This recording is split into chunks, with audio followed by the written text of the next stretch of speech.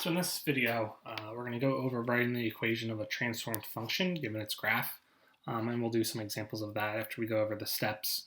The assumption we're making here is that these functions from the graphs that we're writing, we're assuming that we can write them in the form a times f of x minus h plus k, meaning that we know some parent function and there's some shift in the x h units, and then there's some shift k units up or down.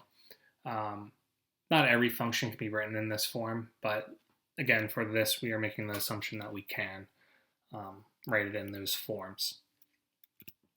So I broke it down into a few steps of writing transformations of the parent functions from the graphs.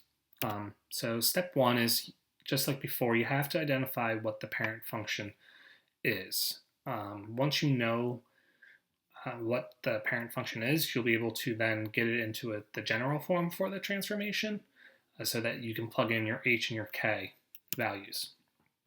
And then that's step two, is being able to identify from the graph what the h and the k values are.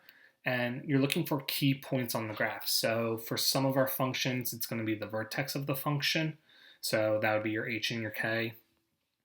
Some functions, it's the point of inflection. Again, your h and your k. We can even add in here the start point for some functions. Again, that's your h and your k. So we're going to look for those. For some of our functions, our horizontal asymptote or our vertical asymptotes tell us x equals h or y equals k. So there's a lot of information on the graph that we need to be able to retrieve so that we can write our equations. Last step is to substitute a point on the graph to find the a value of the transformation.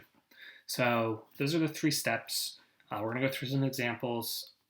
Before each one, maybe pause the video, see if you can figure out what the h and the k values are, and then what the a value is.